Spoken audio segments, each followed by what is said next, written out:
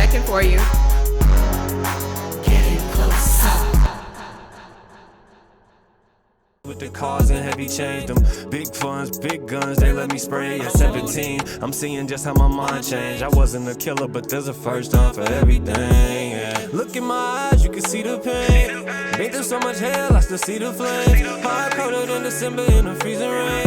Heartbroken, I don't know if I'ma be the same. Can't trust the soul, I know people change. Jumped out my heart and jumped in my lane. Jumped out my heart and jumped in my lane. Jumped out my heart and jumped in my lane.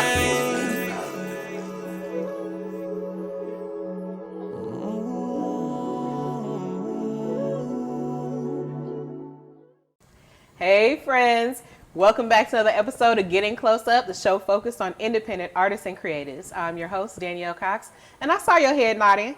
I saw it. You heard it. It was in the intro. My next guest is a talented rapper, and I'm so excited for you to meet him today.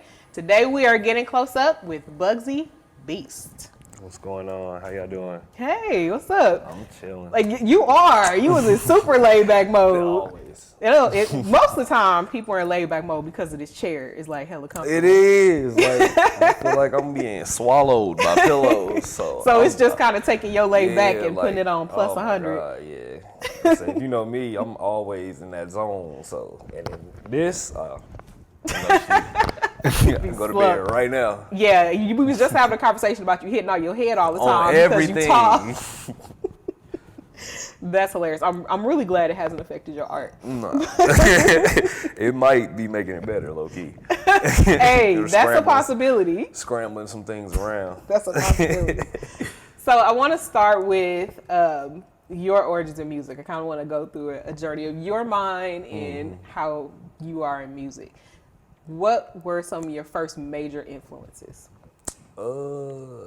My dad used to put me on punishment a lot as a kid, and he got tired of doing the whole whooping thing. Mm-hmm. So eventually he just kind of like I need you to start writing some stuff, book reports, poems, stuff like that. And eventually I started just catching on the beats and stuff. He was like, oh yeah, throw a beat on, write something to it.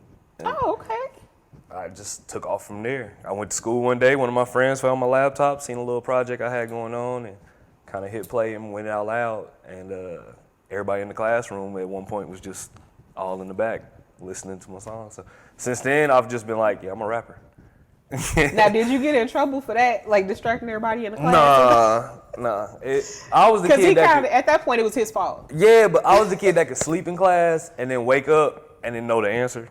So I go back to sleep. So it was like they kind of like let me do whatever I wanted to do. Like that's relatable. I've mentioned before that I was very much that kid as well. Mm-hmm. Like I could cruise it all through and still get my book report in, still get my projects in. It wasn't exactly the best case scenario for me as far as learning how to do certain things, but I made it work. We made it out. Right. We made it out. Look, I finished. That's what matters. So that's really interesting. Like it started out as a punishment, basically. Mm-hmm. You having to write and do you remember not liking to write initially, or? I ain't like reading. I was always good at writing. I was always good at writing. But yeah, I had a 5th grade reading level in the 3rd grade. So I was always kind of like ahead. So him telling me to write, I was just like, you doing this because you're bored. Like, you're doing it because you're bored. It probably is because he was getting carpal tunnel. Yeah. So, I mean, it's that too. From a parent perspective. He's like, you know what? I was like, well, my wrist hurt. I'm tired of this. I'm whooping you and me at the same time. So, like, this got to change. But no, that's a really interesting, creative way to do it. Because I ended up, like, kind of going the same route with my son, like finding creative things for him to do that wasn't necessarily a punishment, but I'm about to redirect your energy. Right. We need to take all this energy that you got and redirect it. Yeah. And so, like, when you think back on it, though, your energy and things that you put into writing, what kind of things were coming off the top of your head to write about? Back then, I was young, just smoking. I was always talking about smoking. Half of the things I used to talk about, I ain't even do yet. That tracks. No, So, no, for real. like, but I was in the streets. Like, I was always in the streets. So things that I seen, things I heard, things that I've done, things that I, went through, I kind of just started writing about it. And I got like a stack of notebooks this big at home with all my old songs. I ain't thrown none of them away. And they just been kind of like just sitting there, and I've been like redirecting some of them. And a couple of them I didn't put out already. Oh, really?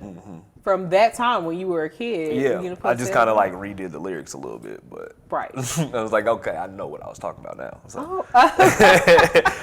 Like, that's what. Right, that's not factual. We gotta redirect that. Hold on. And that had to be interesting, like seeing how much of that stuff was from your imagination as a child, of just not knowing and understanding. Because that's something really interesting you said. Like, you didn't have any idea what it was you was writing about. I wasn't doing half of those things yet. There was a lot of songs that I know when I go back and listen to them, like, oh, I used to like this song when I was a kid, and I'm like, oh. Oh, I ain't hear that the first time I heard this. I probably was not supposed to be listening to that. I didn't know. I was singing this with my full chest, and I probably should not have been. Yeah, that's how it is when you're young. You always doing the stuff you ain't supposed to be doing, but you don't even understand what's going on. You don't. It just completely goes over your head, and that's the kind of little barrier that inexperience gives to innocence. That's kind of like a little bubble that it puts you in. Yeah. So what kind of artists did you like listening to when you were younger? When I was younger, my GOAT was Lil Wayne. Lil Wayne is the GOAT. He's still my GOAT. Lil Wayne. I listened to all the Young Money. If you said you was Young Money, I don't care if you lied. Like, I listen. That's Young Money? Hold on. Right. So, Young Money, but I also listen to all the underground rappers. So, Jacka, Al Pacino, Burner. So, like, all the street stuff that we listen to out here, like, I was on that, but I was also still on all the mainstream music, too. But Young Money was my mainstream. Like, if I'm going to be like anybody in the mainstream, that's the crew I'm going to be like. Yeah, that's kind of a good parallel, because Lil Wayne was writing for all of them when he was very young. Yeah. And you can arguably say that was when they were at their best. Yeah. Honestly. Yeah. Because I remember when we first got that mixtape, and we all sat around and listened to it. And all the other ones too. And it was just like, what? I said, you got to think about how much of an influence Lil Wayne, every artist that he's put on is still on. Yeah. They're still out here. Even if they're not with him, they still on. Essentially, that's true. And he's just, he just operates for love or hate him, win or lose, whatever. Everybody's got conflicts. Right. He essentially, I can even say that, even though I'm not a super fan of him myself, that I remember how important that was when that came out. Yeah. Wayne, his influence was detrimental to everything, because you got to think, people started dressing different. That's when everybody started, okay, I want dreads, I want tattoos now. I want to, you know what I'm saying? I seen a couple homeboys start skating. Niggas started skating. I said, where y'all come from? Yeah. We on bikes, y'all out here on skate. Where'd that come from? Yeah. Like, and Lupe Fiasco. Lupe Fiasco too. She rapped about being a skater too. Yeah, so that was another like kind of thing that we were doing, but it wasn't being put out there commercially speaking. But we were doing it. Yeah, but I was seeing how he was reaching for different fan bases. He was. And that's when I was like, okay, that's when my eyes were open to, this is a business. Like, you can really just make a song about anything, and if somebody over here relates to it, they'll bring more people. And you can keep that fan base and then turn them onto a different genre. Or, just reach out and get another fan base from a different genre. But that's why you see so many artists jump from rap, R&B, pop. Right. So. And being on hooks was big. Yeah, very big. Lil Wayne wrote some of the best hooks. That boy wrote some of the best verses for some of these artists. And to me, I was like, he's just the GOAT. Like, I said, that man just walked into studios and burned it down and then just left. Like, they just left. Did nobody arrest him for that? That was crazy. So what led to you, like, now you mentioned that experience in the classroom. That was your first experience, like, performing? No, not really. Cause As a kid, I grew up in, my grandma used to take me to church, had me in the choir at one point in time before I stopped going to church because I got tired of it. Then I'm trying to think. We used to do all city choir. I was also a sing. I was singing when I was real young too. So performing was never like I never had stage fright. I used to always ask for the solo. Oh, you would ask for the solo? I would ask for the solo. I was the kid that used to walk. I want the attention. Tell them come to me. Yeah. So you like the attention per se too, or it's also, how they responded to your talent. Yeah, it was. I didn't know I was talented when it came to certain things because I stopped singing as a kid because you get made fun of for being the soft singing kid. I was like, all right, cool, whatever. All right, whatever. So I quit doing that. Then all of a sudden I developed this rap talent. So when I started rapping, I'm like, now everybody feeling me. I'm like, all right, cool, all right, bet. Now I'm going back to my singing roots because now everybody's like, we kind of like your voice. Like, It really don't matter. I just like your voice. So and we're gonna get into that because I was gonna ask you if that was you singing. Yeah. Yeah, but we'll get to that in a second. Now I want to talk a little bit about your life because you mentioned that you was kind of in the streets and getting into trouble and things like that. So how do you, as far as like taking your life experiences and putting them in your music, how do you determine what story is it that you want to tell? The only way I do that is by when I catch that moment. Usually I go off what the beat vibe tells me.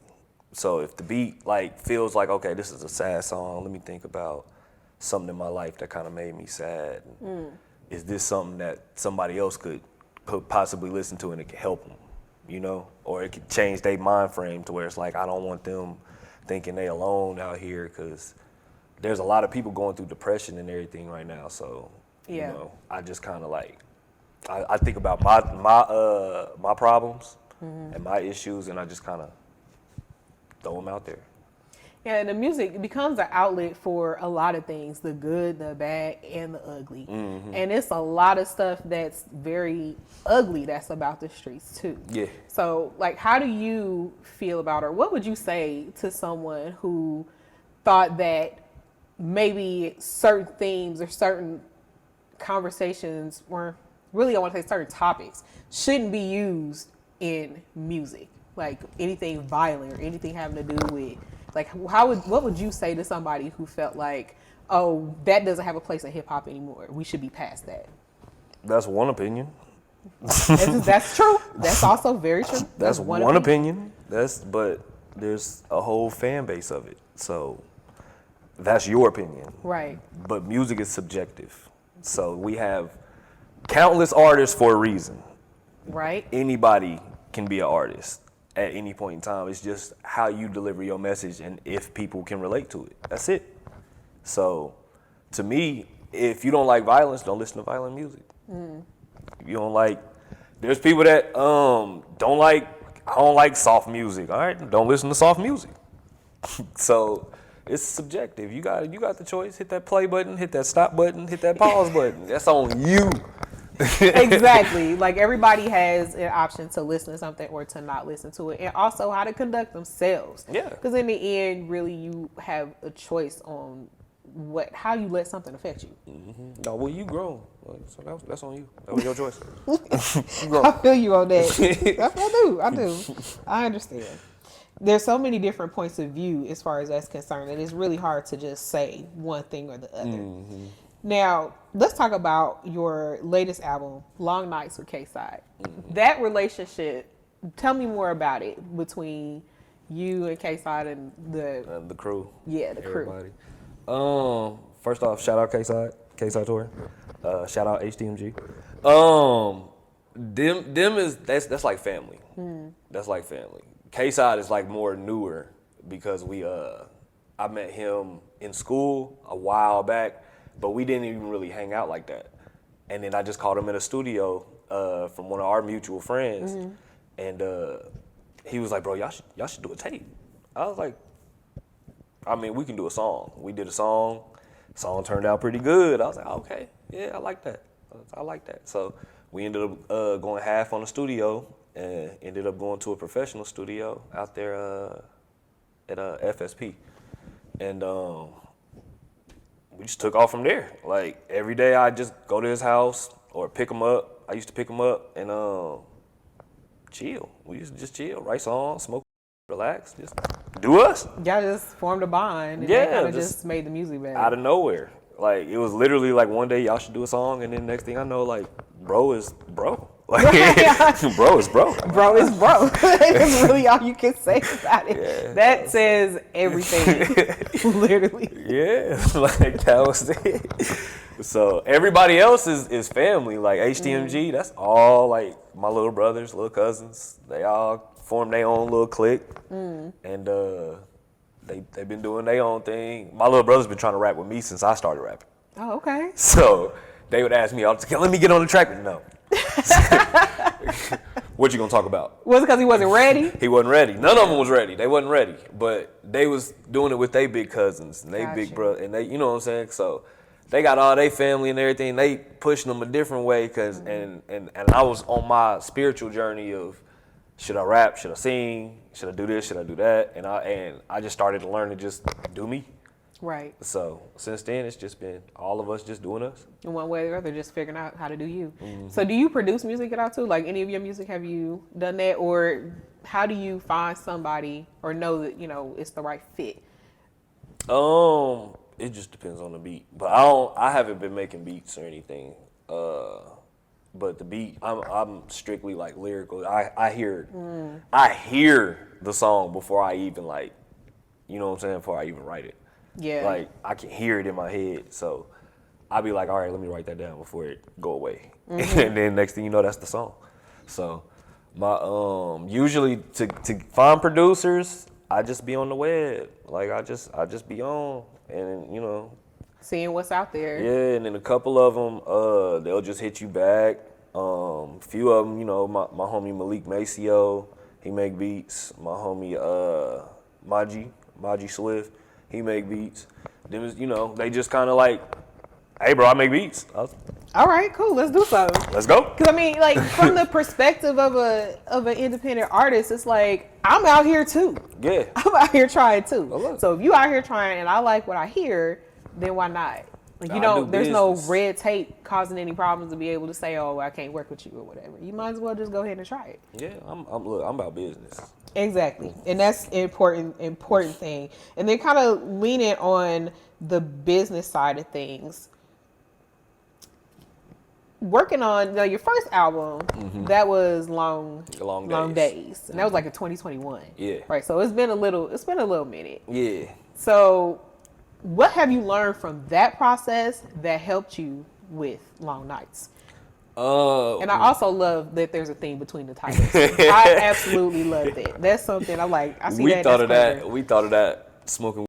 We was like, we should just call it Long Nights. Like, niggas was high as hell, just long day, bro. It's been a long ass day. That's what we're gonna name now, a long day. That blew your mind for like 20 minutes. Like, we just burning one down. That's how it went. Long. Days be long as hell. Today was long as hell. So yeah, we be But the process, what it was is, like, our first tape, it helped us develop a formula. So now I know I can write, record, and master all of everything at a pace. You know what I'm saying? So it's like, now I can kind of mass produce the stuff depending on my money flow that month. You know what I'm saying? okay, that makes sense. So if I'm balling that month and I go to the studio an extra couple times, I know I can go up in there, and because I done already wrote the stuff down, I done memorized it, or I didn't, you know what I'm saying? And then I can ad-lib any ad-libs or any of the dubs or anything else that, you know what I'm saying? And we'll just hear it. I'll just hear it and be like, yeah, I already know where I'm going. So when by the time I get to the studio though, I already know what the song is supposed to sound like. But me and my boy will sit in the car, sit at the house. I won't go out for a couple weeks. I won't go nowhere. You know what I'm saying? We'll just sit here and figure this out until I get it done. I go to work, come home. Hey, what's up, son? This, that, and the other. All right, I'll catch y'all later. Like, Right, exactly. Like, that's a smart strategy though, especially, again, being an independent artist, because time is money. Yeah. So if you can figure out a strategy where everything is so far in you that all you got to do is hear it and then go, that saves you time, that saves you money, that lets other people know, you know, you are easier to work with. They're not going to be sitting here all day off of a mess. Yeah, the hard part is finding other artists that are just as serious as you are. So, because K-Side was like a fluke. I ain't know he was gonna catch on that fast. I ain't know he was gonna learn. Yeah. He ain't even been rapping that long. Bro is really like a savage. Like he feed off my energy. And I'm like, if I give you this energy, what you gonna do with it? He pushing it. Wow. I'm like, cool, that's what I like. I can do that with only like 5 people. Like everybody else, I give them some energy and they make something weird with it. And I was like, I don't like that. Put it back. I don't like that. Put it back. Put it back. Put that thing back where it came from, or so help me. Give it back. Give it here. You don't know what you're doing. So I'll do that. Oh, no.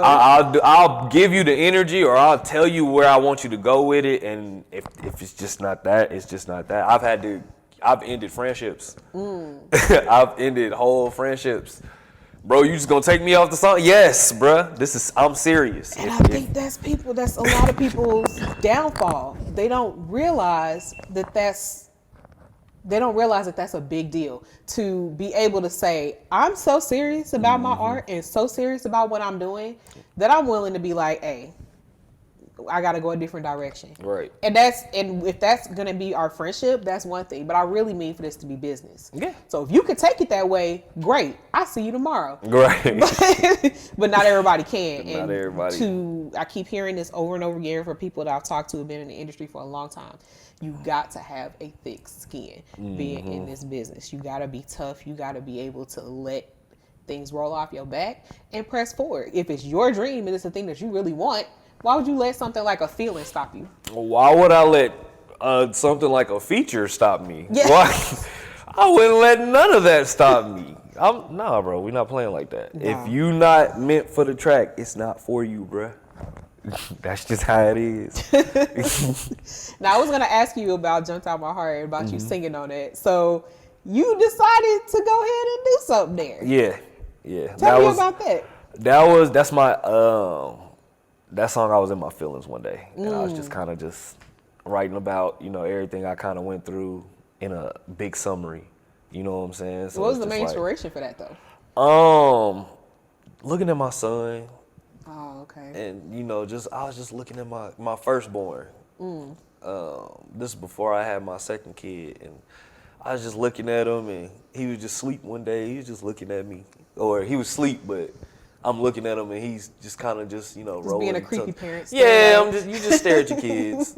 And he just kind of like, you know, inspired me. I was like, damn, like I done did a lot of bad shit and done a lot. Like, I hope none of this get to you.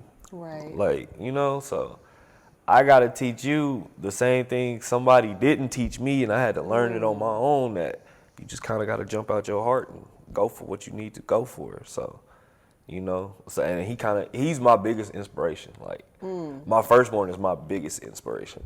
Wow. Because he just do wacky stuff all day, and dude be on 10 all day. Oh, so you see yourself? Yes, like I'm like, oh, that's me. Yeah, I be calling it out now. That's me. Stop it. Don't do that. That's me. You need to just go ahead. Like right now, as we're taping this, school's about to start, so it's a bunch of school supplies. You need to get them notebooks now. Yeah. Because I see a lot of writing in this man's future. Yeah. Like, look, bro. I know you're getting tired of this little hand here, bro. You want I need you to draw me a picture. You have to get you a wrist brace. Right. Like, now, my mom used to be like, hey, you have kids? You gonna understand. Yep. You're gonna understand because you are going to see yourself. You're going to get it back.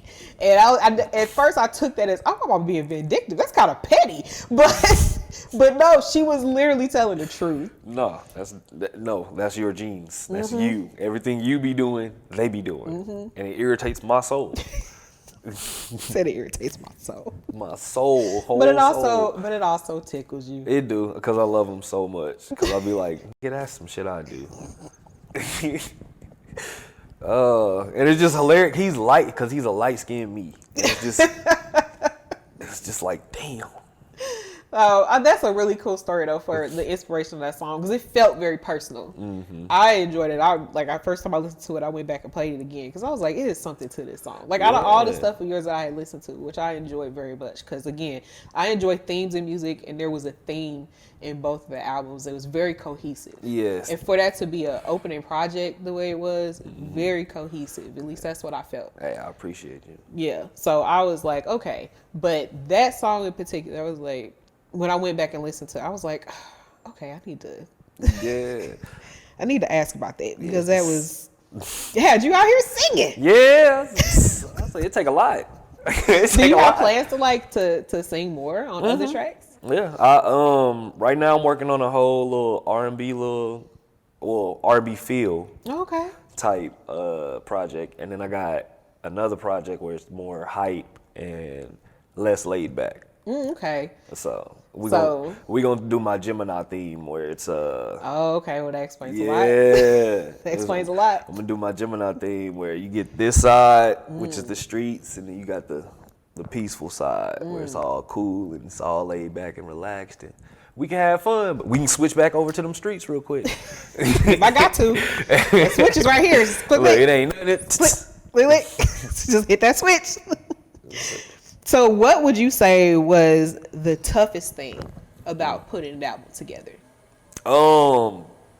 Features, getting everybody together, getting people to go to the studio, and again, getting people as serious as I was. Like, if you're not gonna come with that energy, you're not gonna come with that heat, you're not gonna come with no effort, you might as well stay where you at. Right. So if they wasn't running with us, like, you know what I'm saying, if you couldn't like mold your way in, you got pushed out. That was just how that went.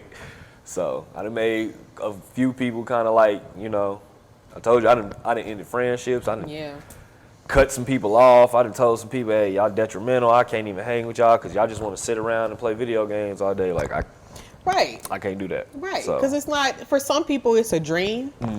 And for some people it's a dream they're trying to make real. A dream that you make real is a goal. Yep. So. A dream that you make real is a goal. That's a goal. And so if you don't have any goals, if you don't have any focus, it's going to be hard to make anything happen. So you're dead weight trying to hang on to me because I'm going somewhere. Them scissors is real. I cut it. Scissors is real, boy. You better, if you want that hand, you better let go. Because I'm definitely moving with or without you. So what is next for you? Like, what is it that you're working on right now? Is there anything you can speak on? Dot Living, that's my next project. That's the next project coming. It's called Dot Living. Okay, Dot Living. Dot Living. I'll say if you from Wyandotte, this for you. Okay. You from here? A love letter to where you from. Right. It's pretty much an ode to the dot. So, the ode to the dot. So, but yeah, I got that, and I'm still working on my R&B project too. So I'm still just trying to put out some more music. Like something for the ladies? Yeah, it's gonna be a lot more for the ladies. Okay. On that one. So, and then I just released a new song, Rounds, with Malik Maceo. He also makes beats. That's yeah, you did mention him earlier. Yeah, somebody he that makes beats. but he a singer. That boy got pipes. Ooh. That boy got pipes. Ooh. So yeah. Okay. Yeah, y'all go look out for that. That's on Spotify, Apple, whatever. Just go look for it. But yeah, it's a lot coming. Period. Like we just coming straight like that. Straight fire. Straight like that. And on that note, why don't you tell people where they can find you, where they can keep up with you? Again, you've already mentioned that your music is streaming on Spotify, music platforms. Music on all platforms. Y'all can go to Apple, Spotify, all of that. Just type in Bugzy Beast, Bugzy. Y'all should do that. It's like Bugzy, and then put Beast right, all together, no space. And then that's important. That's important because nobody will pull up if you put that space there. And then Instagram, Big Bugzy Beast. Y'all go ahead at Big Bugzy Beast, And Facebook is at Bugzy Beast. Everything is just Bugzy Beast. Just go look me up. Google me, bro. You can find me on anything. Like, it's that easy. Like, Just go on and do it. Make it happen. It's right there. Just Google. I'd like to thank you again for joining me. This was a great conversation, and I know for sure that there was some things from your story that's definitely going to help somebody else if they let it. Hey, I appreciate them. I appreciate you. I appreciate everything. Well, that's right. And speaking of appreciation, thank you guys for watching, and all the links for that he gave will be in the description box below, so definitely check him out. If you had as much fun as we did, make sure you like, you comment, and you subscribe so we can keep bringing it to you. Boy. Also, ding that notification bell so you don't miss anything. We want to make sure that you catch it all. Everything we got so that you can get it. New episodes of Getting Close Up air bi-weekly on Fridays. And next Friday, check out me, Danielle, and Dee while we do our GCU reviews. You know what it is. A good time with us where we tell you what's hot and what's not. Thank you all again for watching. You are awesome. Please support us by commenting and liking and subscribing. And I'll see you again soon for another close up. I'll be checking for you.